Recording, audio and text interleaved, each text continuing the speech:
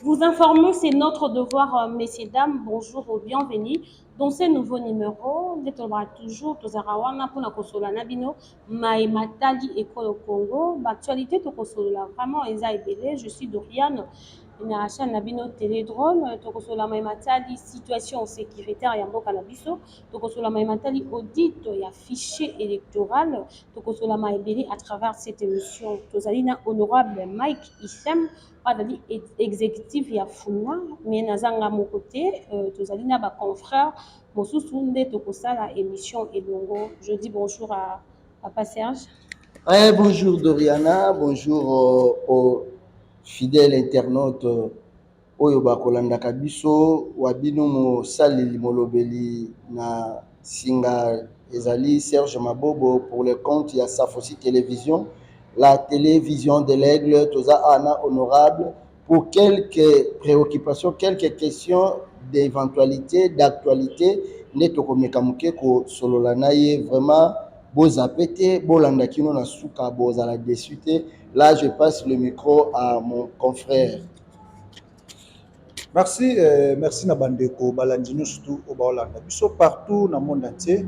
Donc, il y a Bino Basilioka, il y a Basil Info TV. Vraiment, merci Nabandeko surtout au Baolanda. Biso. Donc, Lelo Tokosolana, honorable Mike Issem, exécutif, il y a Eside Funa. Donc, Moutoua Konzara, Molobeli Mounene, ya Bana Funa Mobimba. Donc, Tokosola Nae, vraiment, je crois, Bozana, vraiment, Bolanda Bisso, Bozo Zelani, Tokolobela. Toko découvrir Rango, Awalelo, parce que Yé Azam Molobeli, ya Bana Funa. Merci, Dorian. Merci beaucoup, ma confrère Nangaï, tous en honorable, que je dis bonjour et bienvenue.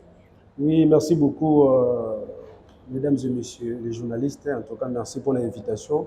Oyo bopesi ngai po ete naya ko expliquer na ba congolais nyonso bisika bazali na Kinshasa libanda mboka makambo ya mboka. Ensemble avec vous nous allons dire la vérité, rien que la vérité. Merci beaucoup Tokosola Matali Bosolo, honorable. Bandeko ba kolanda biso mituneza kotuna surtout na Matali audit ya fichier électoral. Tout monde qui position ya président ya CENI Kadima par rapport nango. Tout monde qui position ya Martin Fayulu to Eside Mobimba. Et donc bino moko pour regretter na position bozui na Matali audit ya fichier électoral. Oui, merci beaucoup maman Doyan. Eza question moko malamu parce que sengeli to expliquer bana mboka makambo ndenge eza kokende to uti wapi to komi wapi pe tozokende wapi lelo tozolobela makambo bengi audit affiché électoral mais yambo to comme audit affiché électoral nini esali ke to comme lelo na audit affiché électoral. OK. Pona ko constituer loko ba bengi fichier électoral eza na ba opération préélectorale oyo e précédaka yango entre autres enrôlement. Après enrôlement, la publication de la liste électorale et par la suite, la bengi audit affiché pour permettre CENI à dans chaque circonscription électorale combien de sièges oyo ba pesi na ba congolais. Okay. Donc, ils allaient par hasard. Donc, le nombre de sièges oyo CENI a publié et outil na fichier électoral oyo et outil na enrôlement oyo bandaki depuis mois de janvier. Si je crois dans le mois de mai, tant qu'on va lancer opération enrôlement na Kinshasa, on va bien qui première zone opérationnelle, CENI a publié une cartographie des centres d'enrôlement et d'inscription. A publié par hasard, et ça n'a pas été qu'on a biso. Soko tali loi portant organisation, loi portant identification et enrôlement des électeurs, baza ko senga na CENI. Avant à lancer enrôlement, il faut publier une cartographie des centres d'enrôlement. Pourquoi pas publier rango? Pour permettre au peuple congolais et si quand nous surtout bazali et si quand nous n'avons pas zoa carte d'électeur naïe. Seigneur sali en na première aire opérationnelle. Bon quand bien maman. L'air a publié cartographie wana to ko répertorier ba centre d'enrôlement et d'inscription au CENI a publié qui na cartographie na yé ya bisoté. Or, pendant la publier cartographie, il y a aussi des opérations oyo et précédent. seni atindaka bato na ye sur toute étendue nationale batala esika nini bakoki konégocier pour que batia bacentre d'enrôlement mpona kopermettre ete bato bautaka bapesa misika te centre d'enrôlement il faut à moins de 2-3 km ya place oyo bato bazali mpona kopermettre bango bazwa facilement carte d'électeur apublie cartographie wana na première heure opérationnelle oyo ebandaki kozwa Grand Équateur, Grand Bandundu, Congo central na Kinshasa biso mpe toyebi te élection basalaka tricherie kaka mokolo ya vote te le 20 décembre te babandaka déjà préparer fraude to pe tricherie ya l'élection avant même le jour à vote. Le jour à vote ezalaka kaka formalité biso toyebi te comme toza na expérience makambo elekani na 2006 2011 2018 peuple congolais lelo akoli parce que toza déjà na expérience eza mbala biso liboso okende na maponomi te nde toyebi te mpona koevite baélection oyo ezazala ya nyamu biso lamuka na plateforme na biso mokonzi ya mboka Martin Fayulu aye ko mettre en place eloko babengi COEL, coordination des opérations électorales. COEL wana oyo ekamami na papa Jean-Félix Senga toye ko déployer ba observateur na biso sur terrain na ba centre d'inscription oyo kadi ma publiaki na cartographie na ye. L'air ba observateur na biso ba commis sur terrain papa Boka Likambo baki na Grand Équateur, Grand Bandundu, Kinshasa et puis na Congo central. Il faut constater que le centre d'enrôlement est publié qui na cartographie. Il y a CENI. Misusu sur terrain na adresse ba pesa ki wana ba moni yangote. Ça dit tricherie bani déjà. Ba moni ba centre d'inscription oyo CENI a publié ba publié comme ça biso déjà kadima na CENI na ye. Ils ont publié le centre d'enrôlement ici ko ba congolais fallait ba que les s'enrôler. Ba expert na biso ba observateur ba commis sur le terrain ba constater que la plupart des centres d'enrôlement et d'inscription publiés par la CENI na cartographie na ye na première heure opérationnelle et ça qui réalité sur le terrain. Deuxième constat, tu es constaté que non pas na cartographie wana ba centre d'enrôlement misusu o ba publié na CENI na adresse songolo mais soko hier na terrain ozomona ngo na adresse misusu. Pe misusu tu es constaté que non voilà kaka na cartographie na ye wana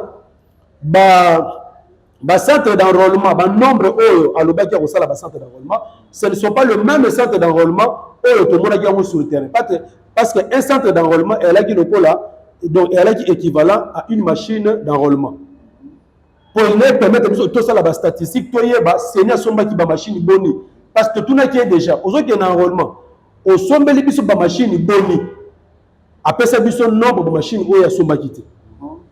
Tout le monde a déployé des machines bonnes na terrain. Après ça, biso est noté. N'est-ce pas quitté. Comme on peut ça biso est noté, biso to qui sur terrain to vérifier, ma kamuni les a oleka na terrain.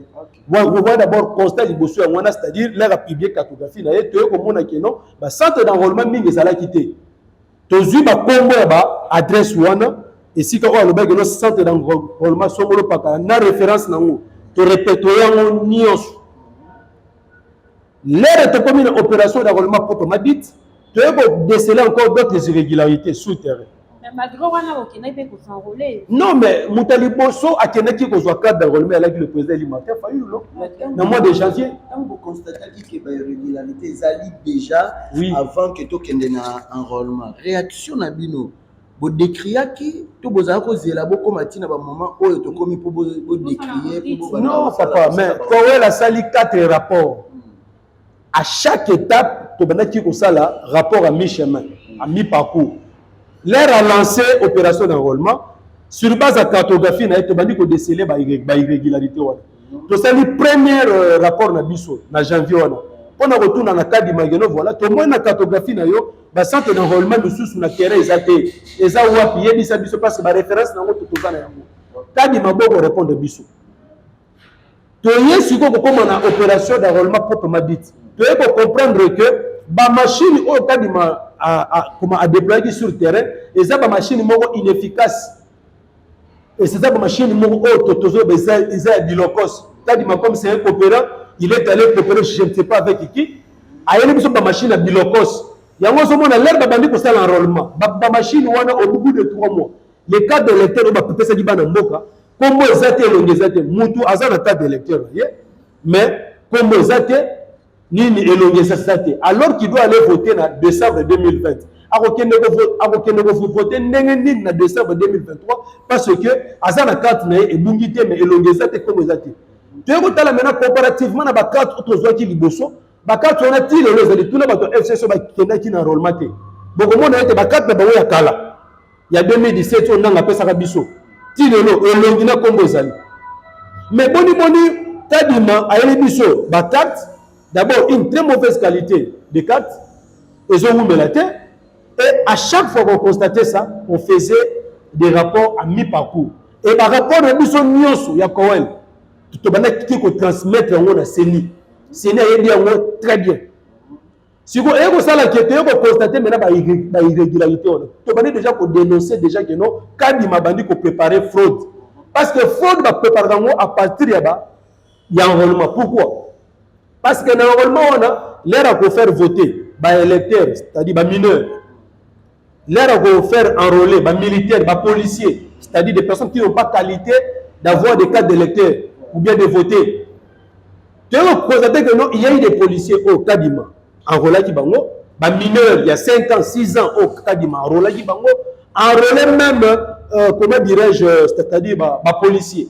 On a président Martin Fayulu Azak Kobanga déjà parce qu'il a dit que la campagne de vérité des urnes encore tout wana basa kinyamunya muturo nana la veille et wana ba. Les président Martin Fayulu tem Azak Kobanga. Les années peuple congolais parce que en 2018 ba yibaki pouvoir à Martin Fayulu te. Ba yibaki ndebiso ba congolais victoire na biso. Yango to bité makambo wana ko sala mosusu te wana ya kolekisa mutu par la compromis africaine mutu mo kala na ndako na tonga la mbuki habité yo comme président et puis batie wana non tu dans ce pays mutu comme sous président par la volonté d'un individu yango to bité peuple congolais bi non ceux qui vous ont besoin en 2018 to ko liga sous te na 2023 salama yango to zalaki siko na ekenge tala FCC ayebisi bato ba kene ko kozo ba quantité. Mais tant que Martin Fayulu carte d'électeur, tu as vu l'engouement dans les centres d'enrôlement. D'ailleurs, nombre d'enrôlés au Sénat public qui sont là, tous boutés parce qu'il y a beaucoup de gens qui vont s'enrôler. Ça, le même sondage, Dimana Balabala, 10 personnes, tout n'a bango. Parmi vous 10, qui n'a pas eu sa carte d'électeur? Personne, tout le monde a sa carte d'électeur. Mais moi, je suis développement. Aussi koloba que Seni enrôlaki naba policier, naba militaire, naba mineur. Là, ça s'engage que vous. Oui. Est-ce qu'on a un élément de preuve que il y a eu des policiers oyo, bazoy carte d'électeur, baza policier, y a mis balé. Nangambu na bino bozo constater yango. Bozo mona te que pouvoir pas koloba eza ba jeu au bino bosali pour accuser bango. Non, c'est faux. C'est faux parce que l'air bato bakie ko sala babilo pour nous on n'était pas là. Au moins, il était fictif. Il était fictif. Ezali bateau, par exemple, Azui, carte d'électeur 2 fois. Ou doublon. Ezali sous la mineur, Moutou a la qualité de carte d'électeur. Nous avons dénoncé ça quand il m'avait nié. À chaque fois qu'on faisait les rapports, il y avait des preuves qu'on déposait à la CENI. La CENI avait d'abord nié. Il a dit non, ce que vous dites là c'est faux. Mais curieusement, l'air les soi-disant experts na ye ba ko sala audit ya fichier ba ko zongi sa makambo biso toloba ki babi non il y a eu des électeurs fictifs ba ko ba doto ba dudo bazalaki ba na mike bazalaki to bise oh mais yo kadima oboya ki ko ndima ke non voilà il y a eu des mineurs au bilo bo enrôlaki mais ce ko ba na mike o yo dimisi wona na rapport no ba uti wapi c'est par là maintenant que non on a dit bon c'est que le fichier là il faut to yeba nini vraiment le mettre en tête parce que là avec la technologie on peut même, comment dirais-je, utiliser votre empreinte digitale pour, comment c'est-à-dire, imprimer 10 cartes. Basé en empreinte digitale, imprimer 10 cartes. Il y a un cas qui m'a servi qui pour imprimer ma carte, il y a bateau bakoufa. Il a utilisé nos empreintes digitales. Ce que j'ai dit ici, Kadima, quoi que nous avons le kuta, nous avons nos experts. Toya, tofungo la fichier wana. Tout le monde Moutou aza policier, Moutou aza mineur, Moutou aza akoufa, tout ça. On va le démontrer ça noir sur blanc. Tellement que nous avons déjà décelé ça dès l'enrôlement. Et puis, là, nous sommes en enrôlement. Kadima, abanaki ko boya que non, voilà, ma machine d'enrôlement, nous avons retrouvé ça chez les particuliers. On dénonçait ça déjà, vous n'avez pas de preuves. Zambala la raté, accident moi salama na Chikapa. Peuple aye pour na aéro secourir batu, aye mona na jeep ya député moko ya union sacrée, machine enrôlement. Les vidéos sont là. Nous avons donné ça à Kadi. Kadi Malala moni preuve à l'appui. Alors non non non non non, il faut na ouvrir enquête. Enquête on a fongola tilelo, tu la suite na ngoté. C'est par là que nous avons compris que non, voilà, il y a eu des machines d'enrôlement qui étaient dans les maisons des gens de l'Union sacrée. On y a des bateaux qui vont enrôler, on a tout pays, bateaux qui vont enrôler, on a des électeurs fictifs. Parce que quand on a dit que nous Congolais normal, avec le 5 ans de souffrance, tout le monde est oyo. Après le 20 décembre, que nous votons pour le roi Chilombo. Il y a un peu de gonfler ma voix naïe. Il faut tous voir les électeurs fictifs. Les électeurs fictifs, centre d'enrôlement fictif. Tout le monde a quitté la cartographie, mais on les a existé pas Kadima. Mais au moins, il y a des sondages le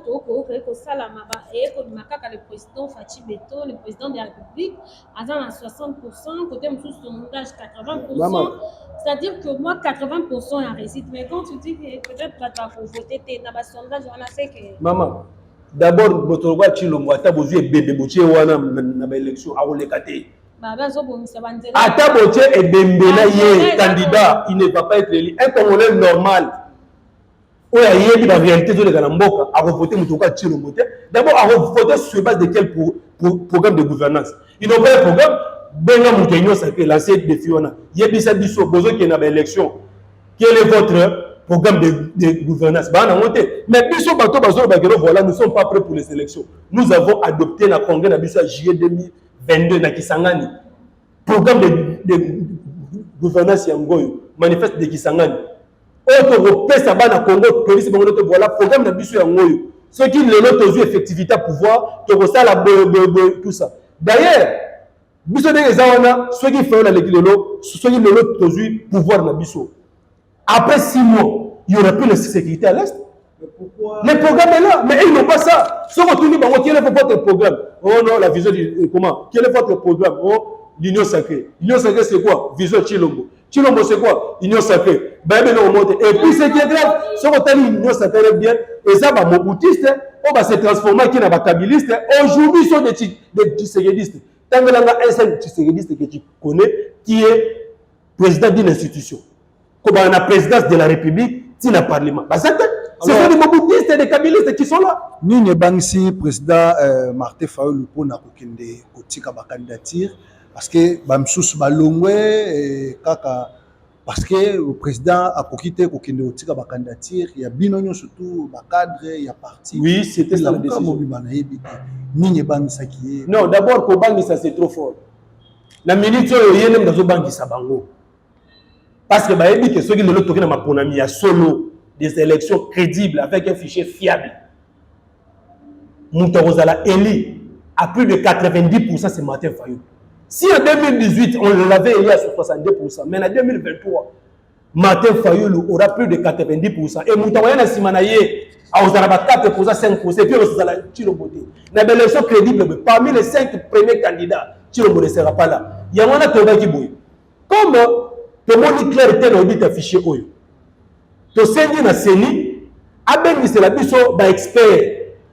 O baza compétent en matière, soit organisme mo baza compétente. Lokola, dès tout le monde en 2017 avec Corneille Nanga. Nanga avait appelé l'OIF, non?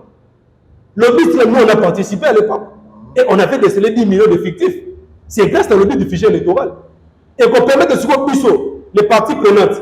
Opposition, résistance, société civile, majorité. Na yé moko kadima. Na ba expert na yé, to yé to fungoli de combien d'accord totali. S'il n'y a pas de faute, to ba ki bona kadima. Tant que tu as les 30 jours. Tu es dit c'est bon. On continue pour ça l'audit affiché concomitamment avec les opérations déjà en cours. C'est-à-dire qu'on permet qu'on empêche on continue l'opération na yo. Yo au sein l'audit, mais quand yo soya on nimi ko ça l'audit lelo kadima. Biso la Moukana décidé de déposer ma candidature de Biso. Pour te dire que non, audit c'est bandit, opération, les autres continuent, et puis par la suite, tu aurais maintenant ceux qui n'ont pas audit, tu as dit que comment erreur les 1 ou 2%, on accepte. On y va avec ces fichiers-là. mais ceux qui erreur eza ya makasi et que c'est des faux to bandela yango wana siko biso ba acteur politique ba partie prenante to ko fanda pona ko yeba nini to ko sala pona ko lever option moko courageuse afin que nous ayons des élections crédibles. C'est ça, c'est que nous avons décidé. Et puis, bah, tout le monde qui le président Martin Fayulu, c'est un dictateur.